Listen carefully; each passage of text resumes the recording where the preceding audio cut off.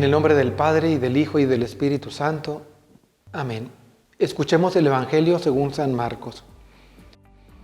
Cuando Jesús volvió a Cafarnaúm, corrió la voz de que estaba en casa, y muy pronto se aglomeró tanta gente que ya no había sitio frente a la puerta. Mientras él enseñaba su doctrina, le quisieron presentar a un paralítico que iban cargando entre 4.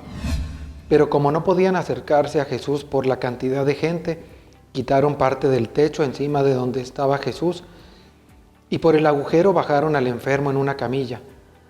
Viendo Jesús la fe de aquellos hombres, le dijo al paralítico: «Hijo, tus pecados te quedan perdonados». Algunos escribas que estaban allí sentados comenzaron a pensar: ¿por qué habla este así? Eso es una blasfemia. ¿Quién puede perdonar los pecados sino solo Dios? Conociendo Jesús lo que estaban pensando, les dijo: ¿por qué piensan así? ¿Qué es más difícil decirle al paralítico: tus pecados te son perdonados, o decirle: levántate, recoge tu camilla y vete a tu casa? Pues para que sepan que el Hijo del Hombre tiene poder en la tierra para perdonar los pecados, le dijo al paralítico: yo te lo mando, levántate, recoge tu camilla y vete a tu casa. El hombre se levantó inmediatamente, recogió su camilla y salió de allí a la vista de todos, que se quedaron atónitos y daban gloria a Dios, diciendo: nunca habíamos visto cosa igual. Palabra del Señor. Este evangelio nos presenta, vamos a llamarle así, rasgos eclesiológicos. ¿Qué quiere decir eso? Ciertos rasgos que nos muestran cómo es la iglesia. Está Cristo, están los hermanos, hay gente, hay necesitados, pero hace falta personas que ayuden a otros a acercarse. Bueno, esto lo vemos primero porque dice el Evangelio que Jesús llegó a casa. Recordemos que Jesús ahora vivía en Cafarnaúm, eso es junto al lago de Galilea. Jesús había vivido en Nazaret y cuando tenía 30 años se va a vivir a Galilea, junto al lago, donde vivía también Pedro. Aunque era natural de Bethsaida, vivían ahí en Cafarnaúm.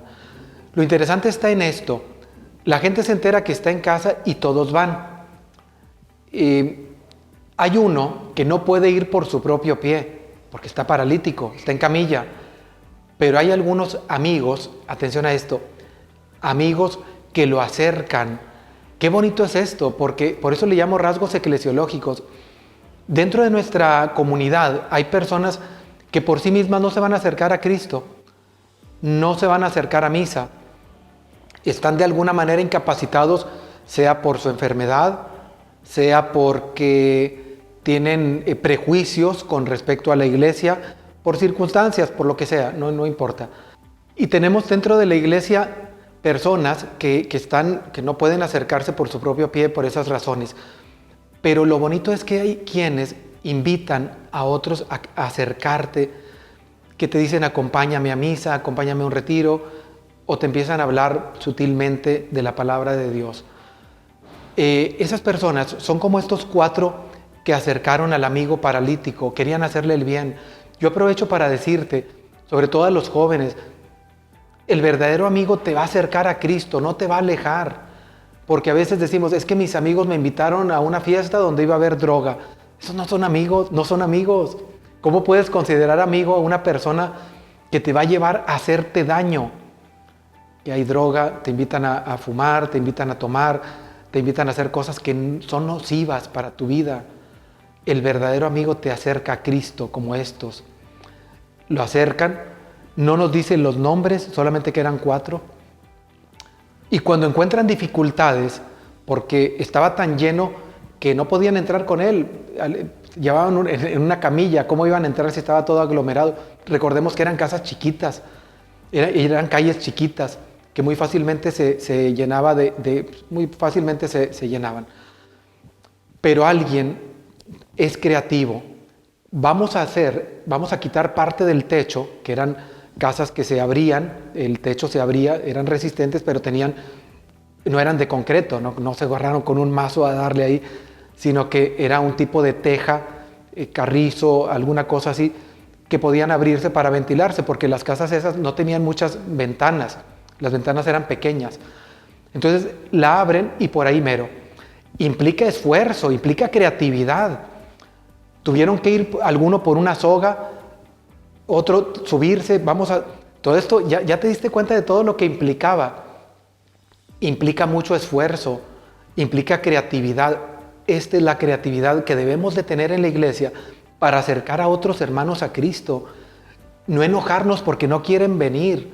Es que yo lo invito y no quiere venir. Pues es que a lo mejor hay algo que no le llama la atención. Busca creatividad para acercarlo. Y nosotros también en la iglesia, los catequistas, gente de liturgia, gente de pláticas prebautismales, recordemos que hay que ser creativos, pero ser creativos para acercarlos. Recordemos que la misa es ya la conclusión de todo un proceso. No querramos por medio de la misa acercarlos. La misa ya es la conclusión. Entonces seamos creativos para acercar a la gente al Señor. Finalmente lo bajan ante Jesús. Jesús ha de haber visto con mucha sorpresa, pero a la vez con agrado, el esfuerzo de aquellos hombres. Dice el Evangelio, viendo Jesús la fe de aquellos hombres, no la fe del muchacho, del paralítico, la fe de aquellos hombres. ¿Dónde vio esa fe? Pues Jesús veía el interior, el corazón, pero vio el esfuerzo, la creatividad, todo lo que hicieron por acercar a aquel hombre. Finalmente le perdona los pecados, lo critican. ¿Quién puede perdonar pecados? Dicen, pues no sabían que Él era Dios. Y luego sana al enfermo. Fíjate todo lo que hace y se pone de pie a la vista de todos. Seamos creativos, seamos gente que acerque a otros al Señor con creatividad, no solo con invitación de palabra, con testimonio, con nuestra manera de ser, con amor, con entusiasmo, no rendirnos ante la adversidad, que no quiso ir, que no se quiso acercar, que no quiere escuchar. Paciencia, ve otras maneras, otros modos, porque el Señor puede obrar en ese hermano gracias a tu fe. Y la bendición de Dios Todopoderoso, Padre, Hijo y Espíritu Santo, descienda sobre ustedes. Amén.